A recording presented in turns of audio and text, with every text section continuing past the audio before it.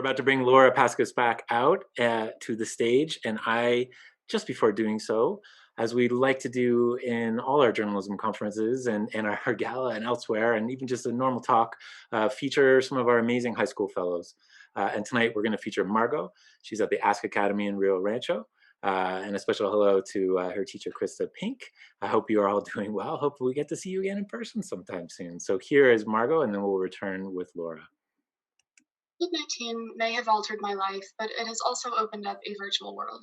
I know a lot of us are tired of hearing about everything we've lost to the pandemic, so today I wanted to talk not about what I've lost, but rather about what I've gained. It would have been incredibly easy to just sit in my room and mope about not getting a senior prom or participating in my final Model United Nations conference, but I've discovered that a lot of the adaptations I've had to make will serve me even after COVID disappears. They aren't COVID adaptations, but rather life adaptations. For example, virtual platforms have given me a way to communicate with people outside of my circle. I haven't been able to physically travel, but I've found communities of people from all across the world who share my passions and values. A few months ago, I came across a social media page for an organization called Women in Model United Nations. It was founded by 2 high school seniors to help female Model UN delegates overcome the challenges we face participating in an activity traditionally dominated by men. I hadn't always noticed those challenges, but other women's stories really resonated with me, and quickly I realized how much we shared. Maybe it was the lockdown talking, but a few weeks later, I applied for a position on its executive board. Soon, I found myself with a position organizing workshops and writing articles. It's been incredibly rewarding to have this opportunity to collaborate with other women from around the world. COVID-19 has definitely altered my world, especially limiting local interactions, but paradoxically, it has also opened up a much broader virtual world. Even as shutdowns have narrowed my life, I've found ways to broaden my horizons beyond what I would have had in a normal year. I have a community now of people from all over the world with incredibly diverse experiences and perspectives.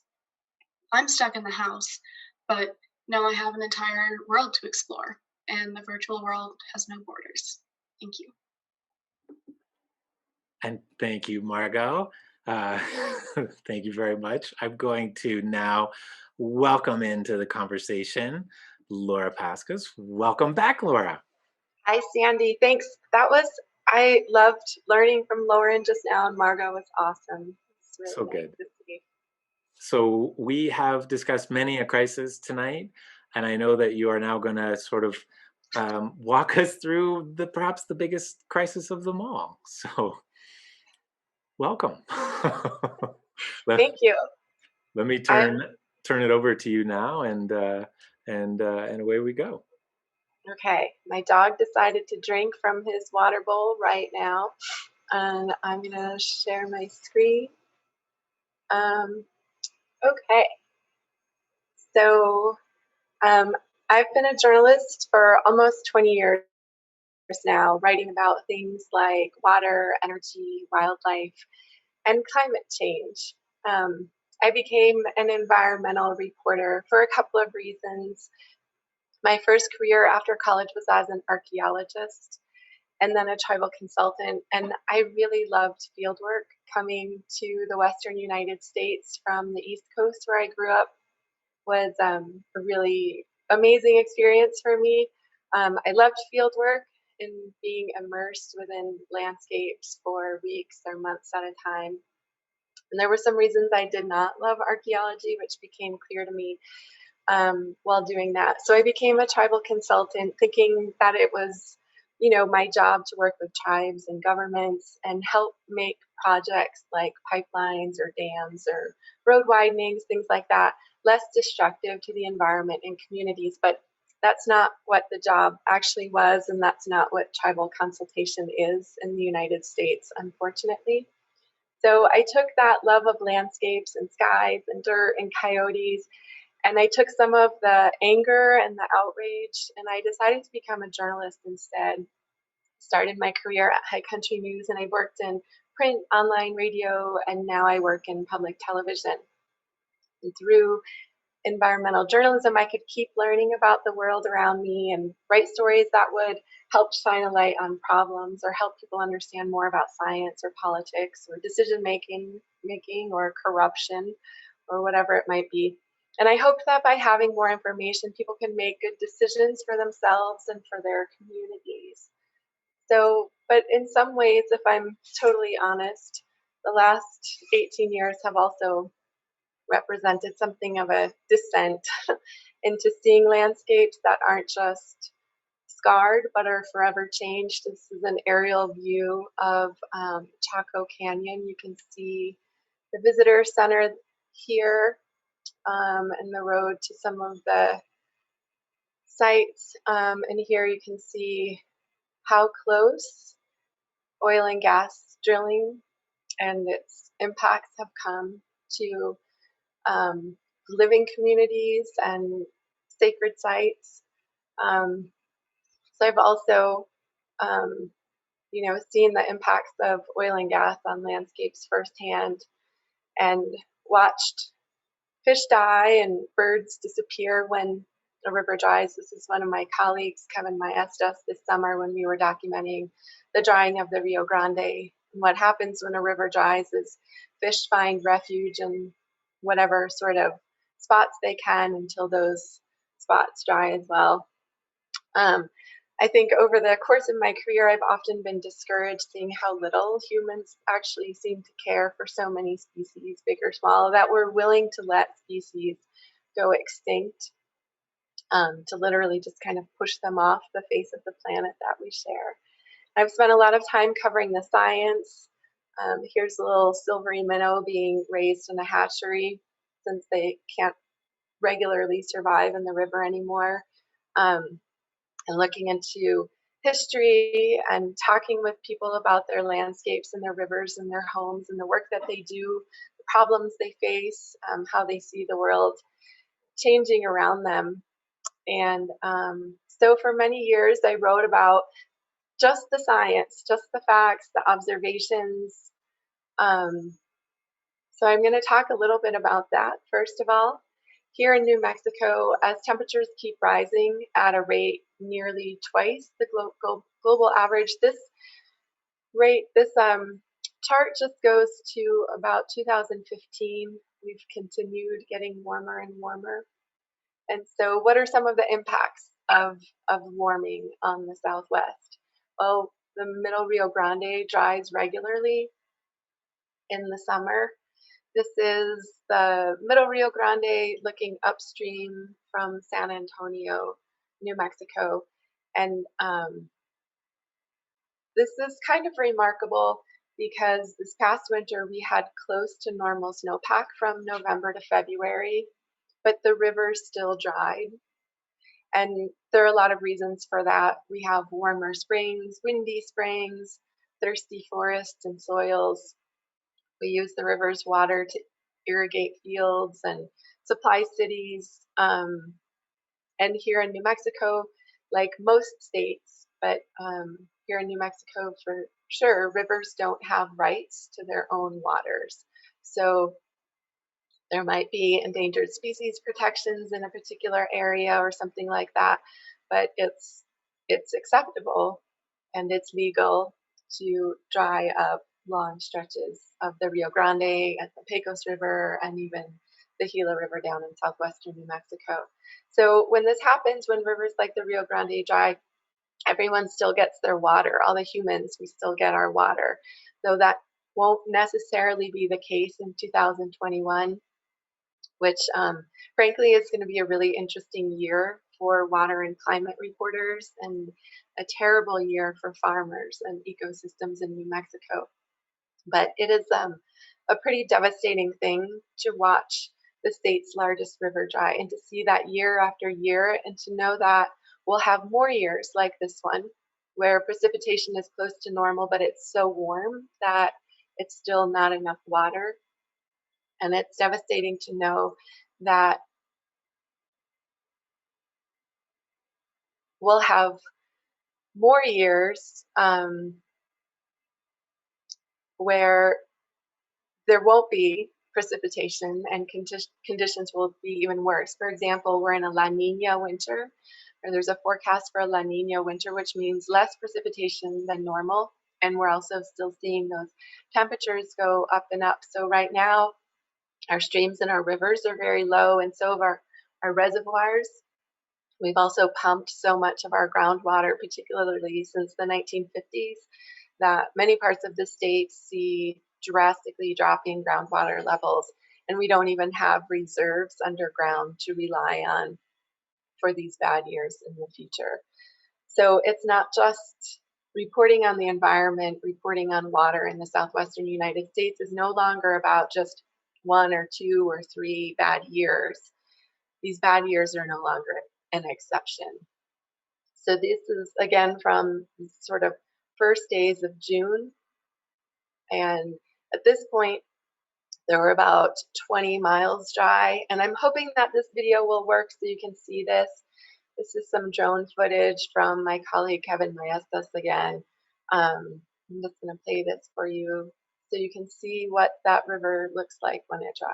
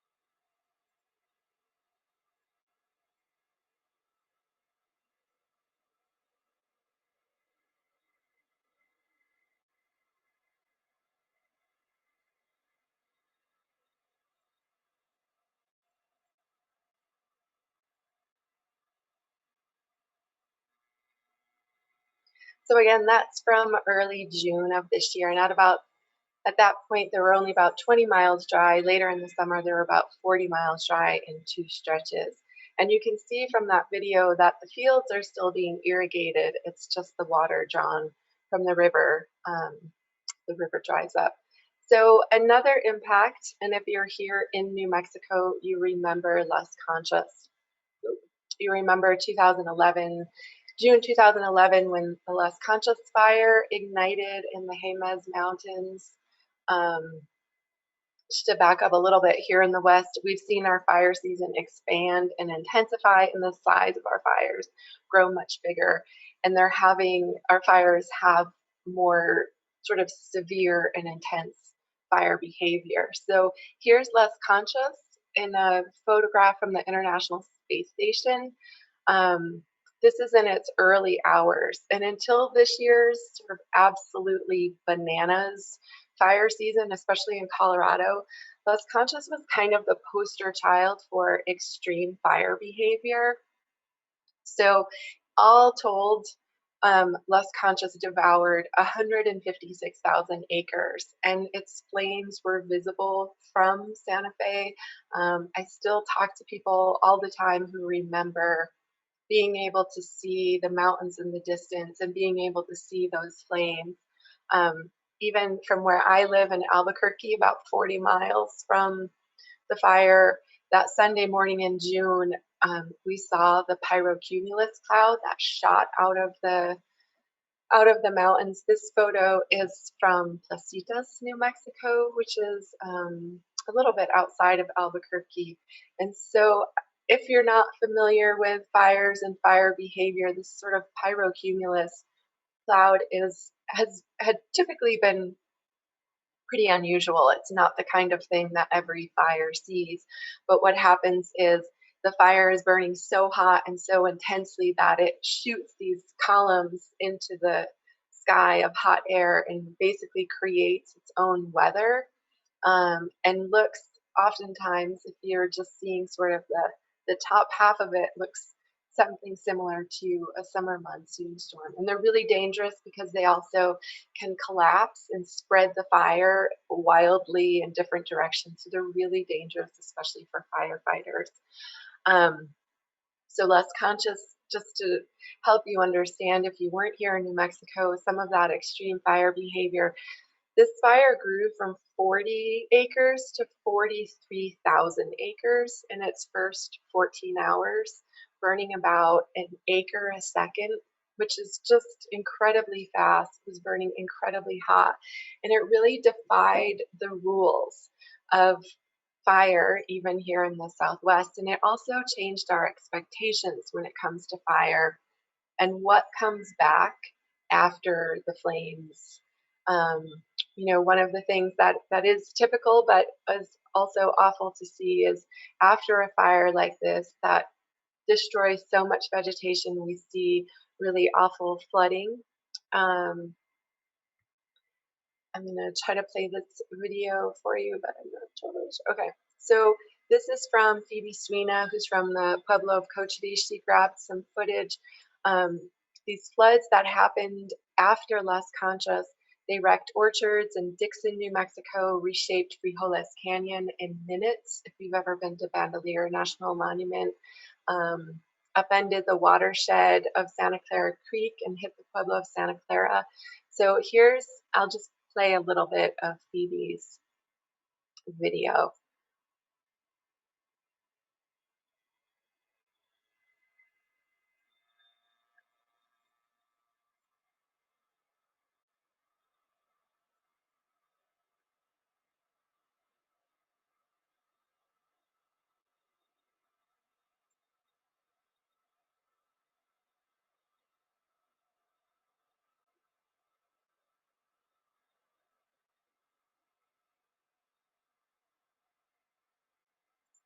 So you can see how without trees and other plants holding soil in place, as soon as it rains after these big fires, there are these really devastating floods. Not to belabor the point, but it's just astonishing to see these floods here. So that was in 2011, but Las Conchas is still teaching us lessons. I'm going to try to get off this page, but let's see how that goes. We have to, sorry, y'all.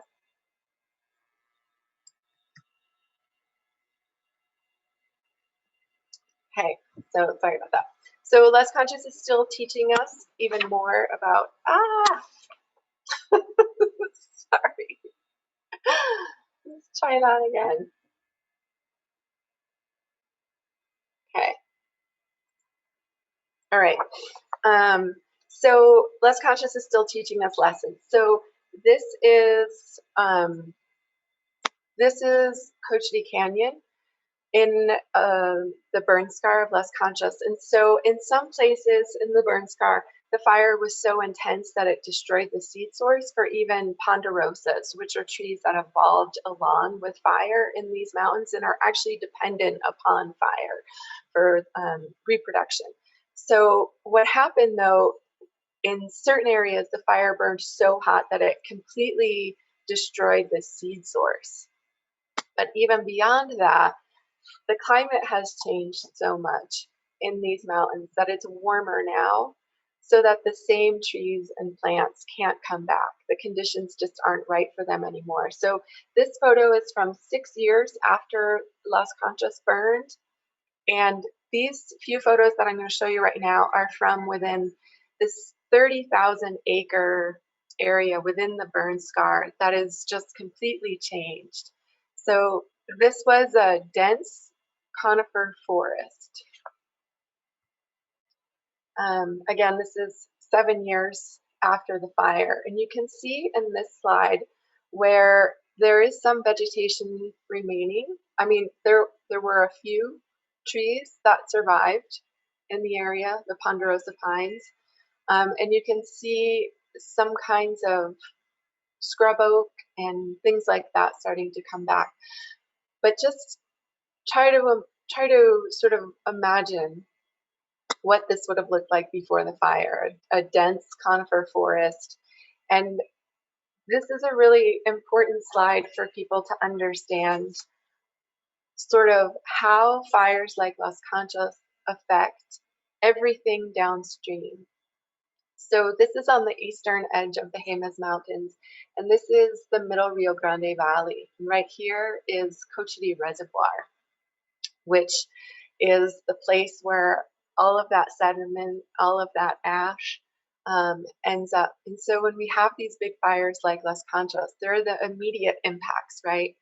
The expense, the dangers, the loss of wildlife, the fear that it causes, and then we have the floods, and then we have these transitional forests where forests are just changed entirely, entire ecosystems shift and change, and then we have all these downstream impacts on the watershed. So I went out here in 2017 a number of times with Colin Haffey, who he's an ecologist who at that time worked for the USGS. And he gave me a tour kind of around this area that had been a dense conifer forest before Las Conchas. And on the day before Easter 2017, we visited the Heart of Darkness. And that's the name that Haffey and some of his colleagues gave this 33,000 acre area. And Colin talked to me about those initial days of the fire, which broke out at the end of June. It was still burning at midnight, long after normal fire weather, he told me. Las Conchas broke all the rules. There were huge plumes blowing up, and then there'd be nothing to burn, and the columns would collapse. It was like fluid dynamics more than fire, he said. He told me how burning gases shot fireballs hundreds of feet into the air. And he also described seeing needles still on the trees after the fire. They were flash frozen, kind of a grayish color. He explained that when the fire roared through the trees, it burned the windward side and created a back eddy on the leeward side, baking the needles rather than burning them. Las Conchas was devastating and it was expensive, and it was the biggest fire in New Mexico's recorded history until the next year when the Whitewater Baldy fire in the Gila burned almost 300,000 acres, almost twice what Las Conchas burned in the Jemez.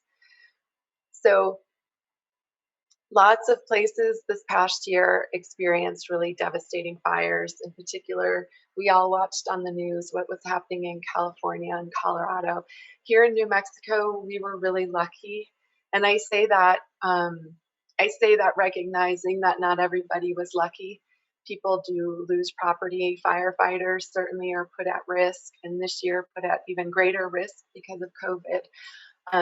But as fire years go, New Mexico was really lucky this year, but we had a really unusual fire season with fires igniting late in the summer and then into the fall, which is outside of our normal fire season. So I've talked to you a little bit about dry rivers and big fires in disappeared forests. These are some of the biggest, most obvious signs of climate change that we can see here in New Mexico. But there's all sorts of other impacts, and I just want to run through those briefly. So these are some that are listed in the fourth National Climate Assessment, which was released in November 2018. So one of the big things for the Southwest is that higher temperatures amplify droughts and contribute to hot drought, which is when precipitation either doesn't fall or it falls as rain instead of snow. And this continued warming will contribute to aridification, which is, in this report, they say potentially permanent transition, but I think that we can assume that it's a pretty permanent transition to an even drier environment than we already have today. So we know that human-caused climate change is contributing to water scarcity, and this is exacerbated by things like drought, demands from growing population, deteriorating and really outdated infrastructure, and our dropping groundwater supplies. So all of these things together put more and more stress on our already strapped water supplies. So we also know that forests and other ecosystems are having a harder time providing wildlife habitat, clean water, and even jobs due to drought, wildfire, and climate change.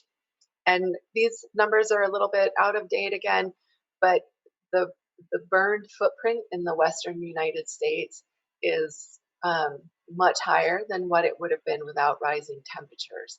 So as long as we continue emitting greenhouse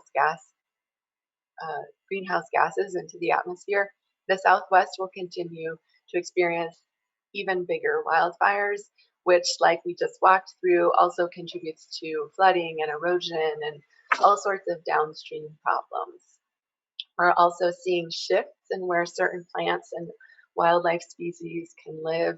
This is particularly something that people are paying attention to in the mountains, where species get pushed higher and higher as temperatures get higher, and they're trying to move higher and higher to find that zone within which they can live. And eventually they come to the top of the mountain, the top of their habitat, and places where they can no longer survive.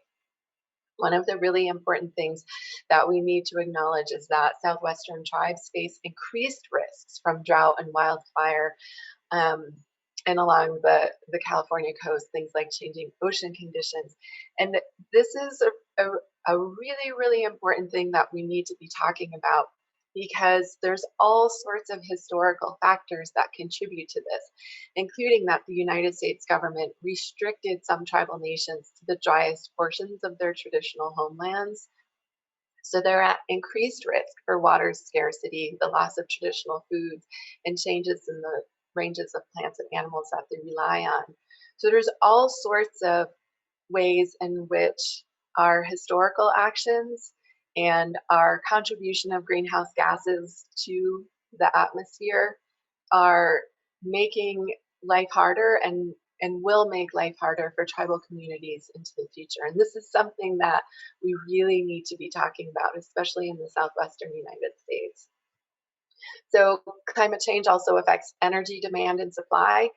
As temperatures rise, especially in the Southwest and along the border region, we'll see demands for more electricity, for more power to be supplying things like air conditioning and swamp coolers. But all of those plants also demand more water. And so we're in this situation where we're wanting more and we're using more, but there's less and less. And of course, we all know that hydraulic fracturing and other sorts of oil and gas development uses a lot of water, pollutes a lot of water, and contributes to further climate change. And we also need to think about future food insecurity. This coming year in New Mexico in particular is going to be a really challenging year for farmers. COVID aside, we're already seeing irrigation districts, particularly in southern New Mexico, talking about how we don't have water in storage. And so with a La Nina winter, we won't be seeing much snowpack and runoff. And so farmers in the Elephant Butte Irrigation District are being warned to not expect any allocation of water in the 2021 irrigation season. We also know that climate change has public health impacts.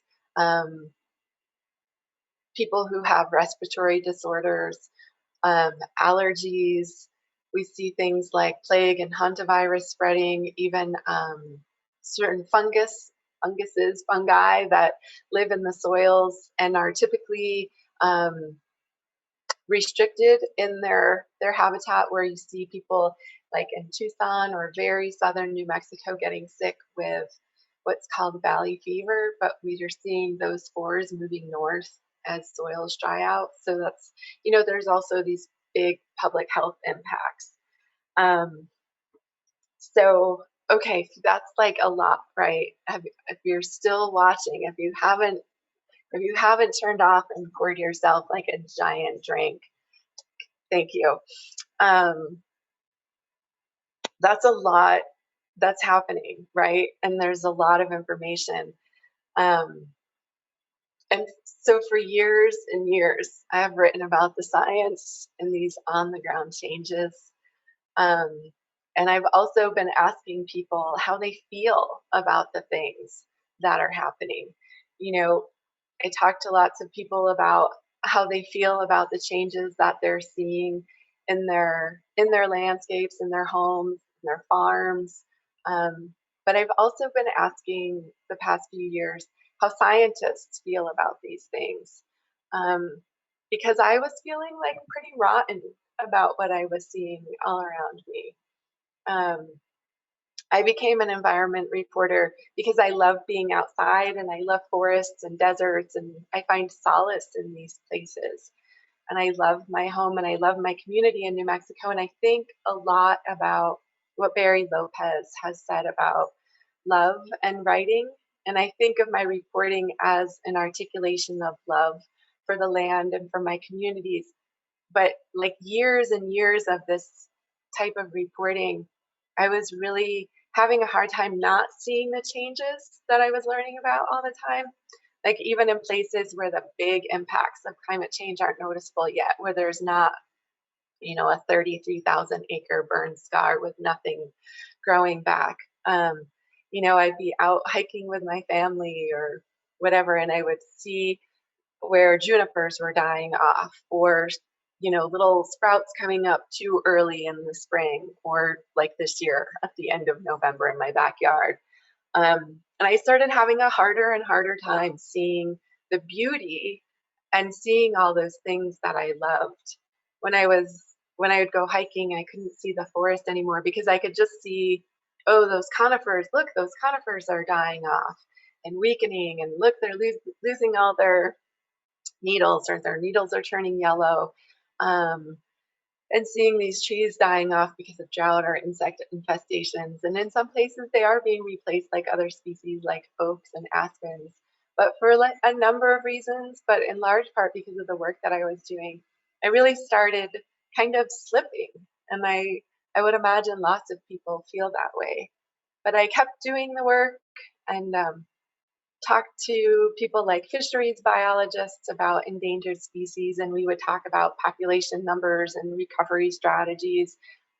But we'd also talk about what it was like to feel to be like some of the only people in the whole world paying attention to a tiny little fish species that was becoming increasingly rare, and what it was like to be, one of the only people who cared that this Rio Grande silvery minnow, which had once been one of the most populous fish in the Rio Grande, what it was like to be among the only people who cared that it was about to go extinct.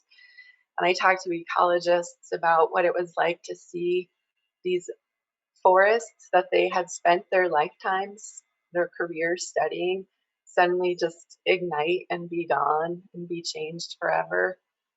Or, watching these changes and listening to sources, and it was pretty discouraging to also see how politicians and lawmakers and people in positions of power and influence weren't doing anything about climate change. Or worse, they were, kind of actively pushing back against any sort of progress we were making. Here in New Mexico, we had a governor for 8 years who, sort of directed all executive agencies to not do anything on climate change, to do barely anything on water planning. Um, really pushing the state of New Mexico at a critical time backwards in terms of anything, anything from cutting emissions and, kind of reining in the oil and gas industry to even talking about how people and industries and farmers and communities were going to be adapting to changes. And I think it's important. I know that especially today, people are very excited to know that the incoming presidential administration will take climate change seriously and start moving forward. But I want to point out that despite a lot of rhetoric from the United States has never been a leader on climate change.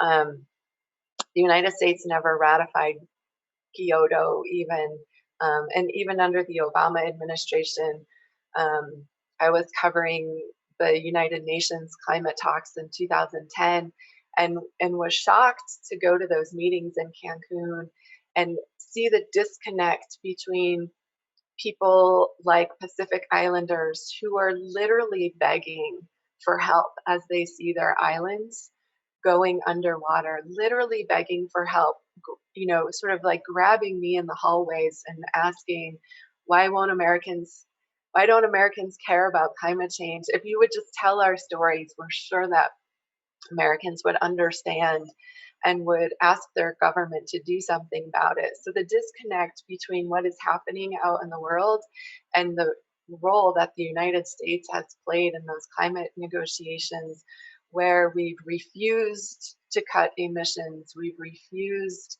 to fully fund programs that help people in these nations that are experiencing really severe impacts. So I think, yes, let's have some cautious optimism that the United States will at least join the world stage on climate change, but we can't pretend that we are exceptional or that we have done very much on climate change. So just to mention that. And of course, Donald Trump has been troubling, to say the least, in terms of climate change and anything environmental related. But so anyway, sorry, that was a tangent. But so 8 years of a Republican governor who was pushing us backwards, and then 2016, the election of Donald Trump. At that time, the science on climate change was so crystal clear. Scientists are not only telling us why the climate was changing, their forecasts for all different kinds of climate models were really showing how temperatures were going to be rising and what kinds of impacts those were going to be having all around the world. And scientists were really clear in telling us kind of what was going to happen and how we can actually address climate change.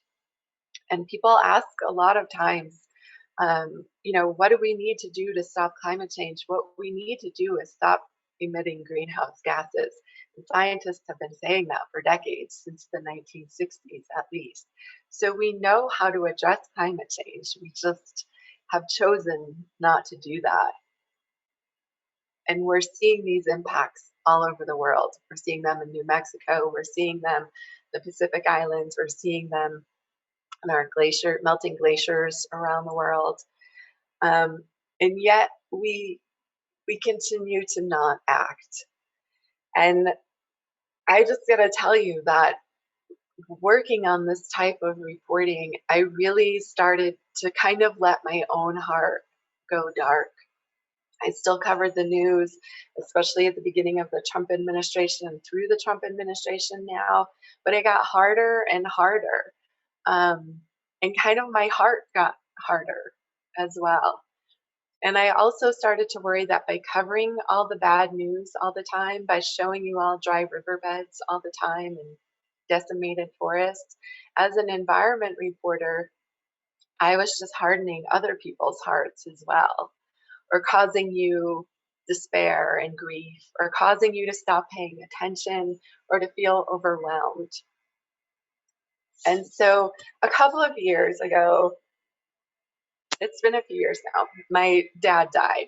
And he and I had this super complicated relationship. But it was the first time since I was a kid that I went to the funeral of somebody who was really close to me. And it was awful, like for real. You all know how awful something like that is.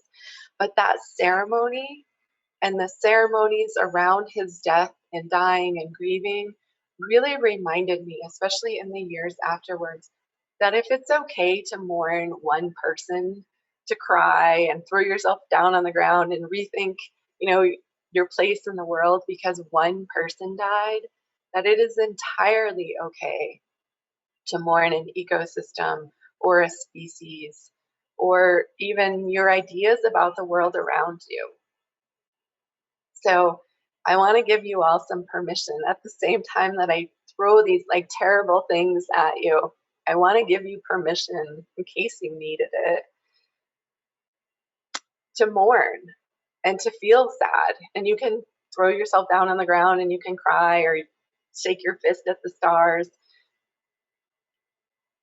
But something that I've had to come to terms with over the past few years is that this world with dry rivers or different forests is still worth loving and still worth investing in and still worth hiking through and having a relationship with.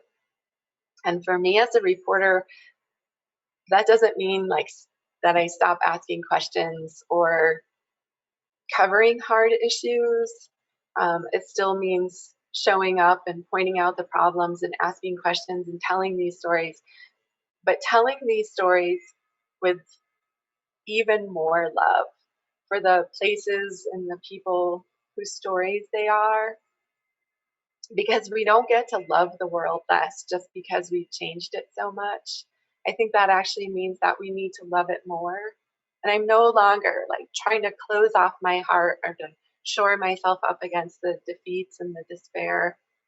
Because even looking at the Rio Grande, which has been consistently low, and this year through the summer and fall was just historically low and really sad to see. We have to keep loving the world around us, and we have to keep our sense of wonder for the world around us, and we have to keep ourselves from slipping into that heart of darkness. And I hope that you will do that too, and I really appreciate your time tonight. Thank you, Laura. Thank you so much. That was fantastic.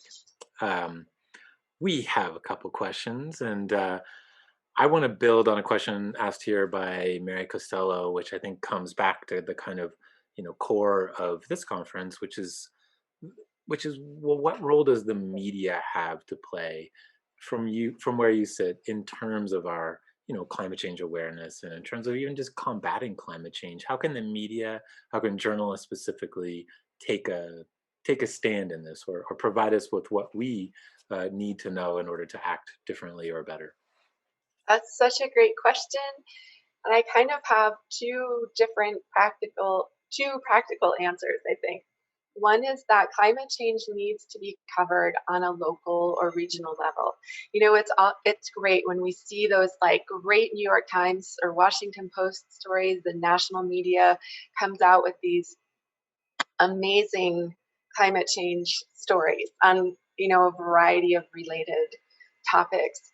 But until people see climate change reporting in their local media, I think it still kind of stays a little bit abstract. I can read that great story in the New York Times about melting glaciers, say in the Himalayas, but until I really understand what's happening in my own state or my own area, I might not really understand quite what's happening and how serious it is. So I think, which is really tricky because local newspapers and local media has just been devastated in the past decade, but especially recently, there just aren't very many local newspapers and their staff are really small. They certainly don't need something else to be covering.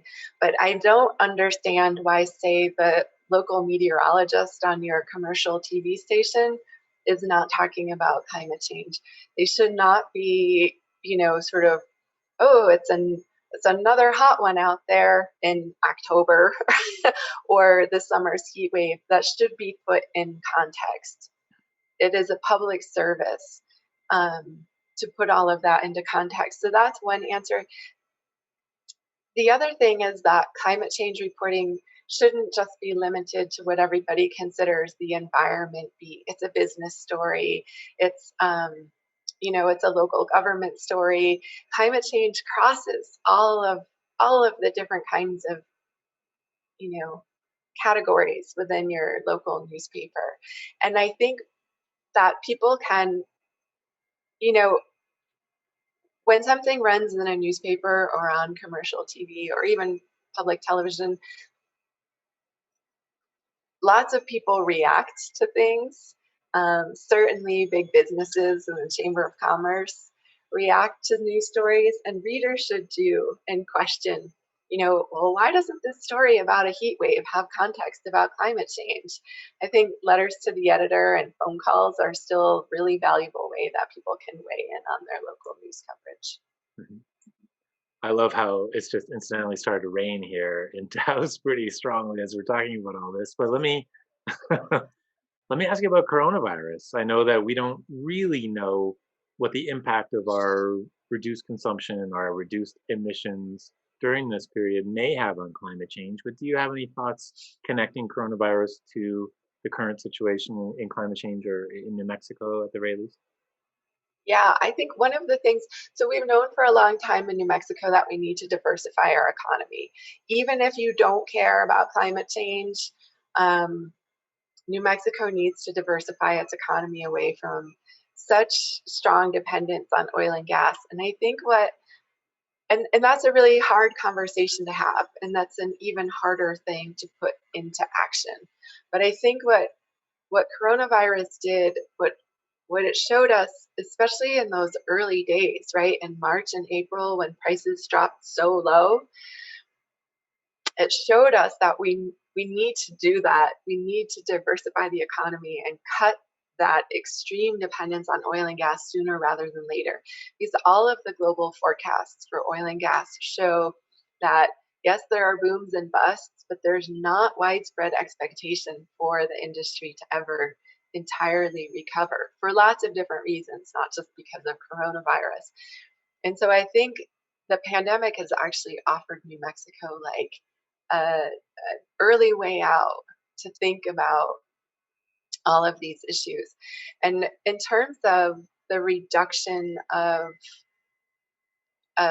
greenhouse gas emissions due to less activity or things like that, I think there's some data that shows there have been these dips, but the problem is when we come back out, it can go back up again. And so I think we just need to be really serious as a country and committing to just cutting emissions. That's the only thing that's going to help with climate change. And of course, we're talking about photography here. We're talking about the power of images. There's a question here from Shelley Winship.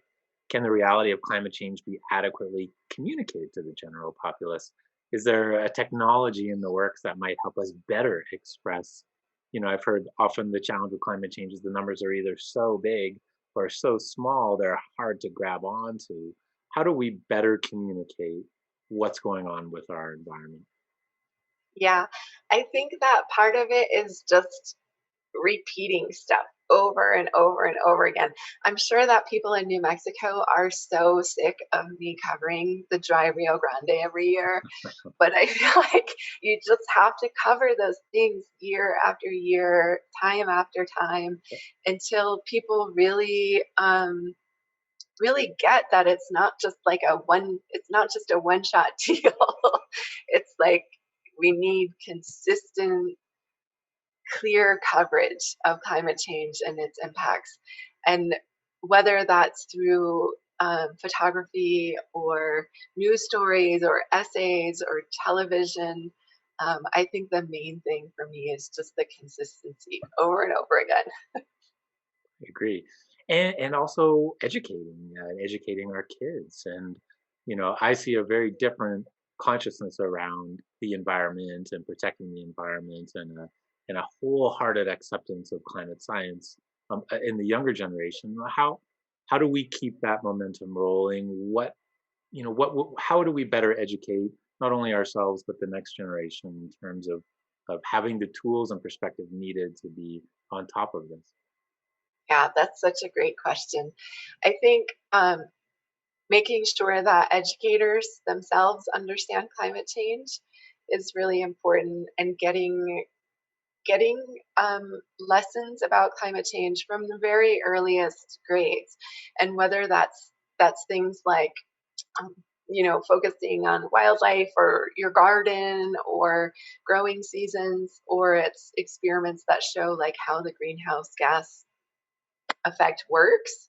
um, Hands-on science always resonates with kids, and I'm constantly and pleasantly surprised by how clearly young people seem to understand the seriousness of climate change. And part of it is likely they have grown up in an entirely different world from the world I grew up in. They grew up with school shootings. They grew up with uncertain economic futures. They grew up with the loom of climate change always hanging over them.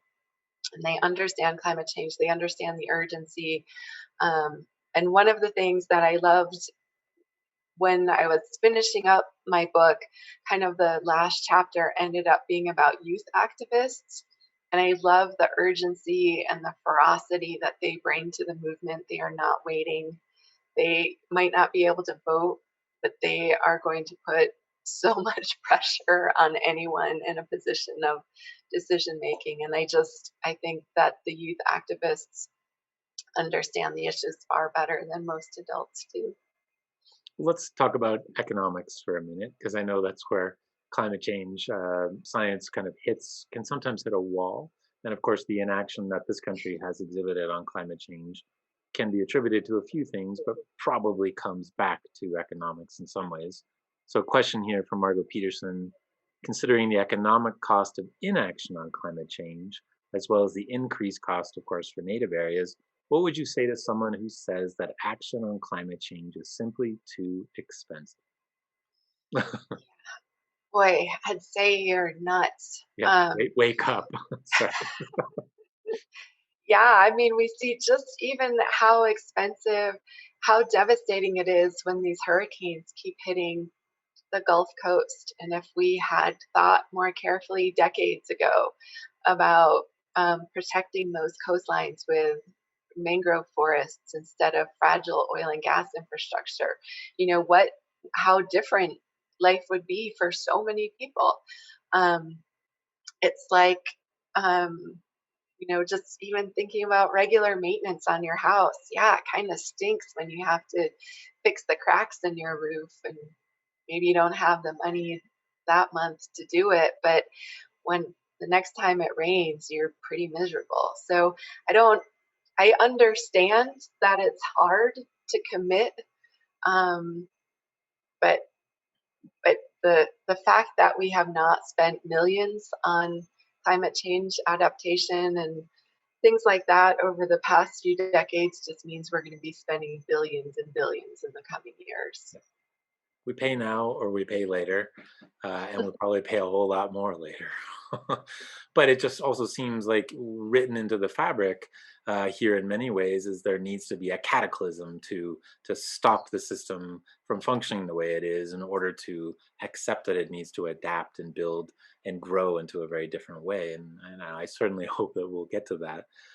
The great question here from Diana Cervantes. She says, Laura, can you talk a little bit about the importance of fostering a sense of place in the environment? I know you talk a bit about this in your book, but I'd love to hear more. Yeah, I think, I love living in New Mexico because I feel like because it's great, right? And I feel like people in New Mexico totally are connected with their landscapes, with the seasons. We pay attention to everything here. And maybe people in other places do too, and I'm not giving people enough credit for that. But New Mexicans are very connected to their places. Um, and I think, whether that's because you work the land or you recreate or, kind of whatever the millions of reasons that people connect with landscapes. I think for me, one of the things is connecting with landscape and joy. And, you know, even when the river is low, go jump in it, go play, let your kids play in the river, go play outside, explore your neighborhood. And I think there has been so much emphasis, especially in the last few decades, on if you want to enjoy nature or the environment, you have to travel to go do it. You need to go to some wilderness area or you need to go on a vacation somewhere. And I think New Mexicans know like nature is us. Nature is all around us. We are a part of nature. We are a part of the environment. And I just think that um, I can lecture someone about climate change forever, but if you go outside and you play outside and you feel joy outside, that you build those connections and learn more and more about the world around you and see the changes and feel emotionally invested in those changes, and then trying to figure out how to make better change instead. Right. And the more invested we are because of the joy we experience outside, the more we want to make sure that that joy not only continues for us, but continues for our children and our grandchildren and so on. And this raises a question that I've asked a climate scientologist from, climatologist, not a climate scientologist, a climatologist from UNM. And I asked him, and I want to ask this to you as well, are we in the place whereby where we live now may be untenable in 20, 30, 40, 70 years? Are we, do you believe that the modeling, the data, the recent experience shows us that where we live is going to be increasingly untenable? Yeah, I think we need to make a lot of changes in New Mexico. And I know that, one of the things that is really hard to talk about is changing our farming methods.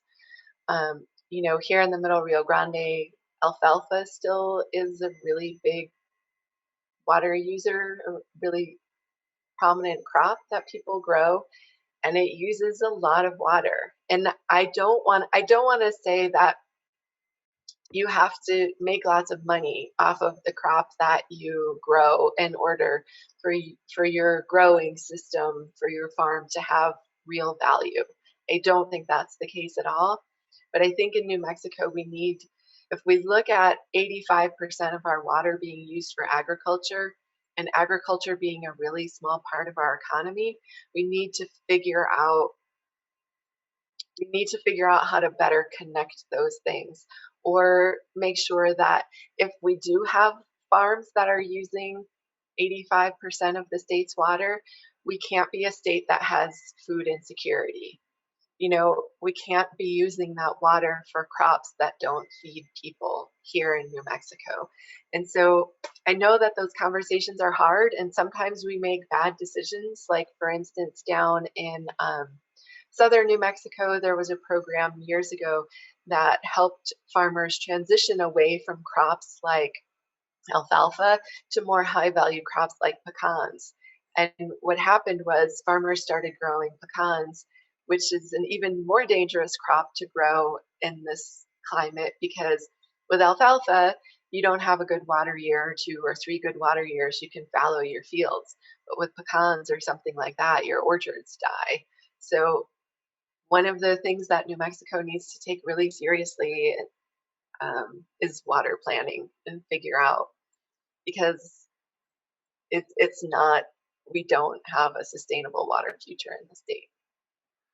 Well, on that sober and somber note, Laura's recent book, of course, is At the Precipice, New Mexico's Changing Climate. Um, couldn't be a more timely topic to be writing about. And Laura, thank you so much for joining us here tonight. We greatly, greatly, greatly appreciate it. Thank you, Sandy. Best of luck to you, and we will see the rest of you tomorrow when we go back into coronavirus and how it shaped African journalism. So thanks again to Laura Paskus. Thanks to Lauren Walsh. Thanks to all of you, and we'll see you soon. Bye, Lauren. Bye, everybody.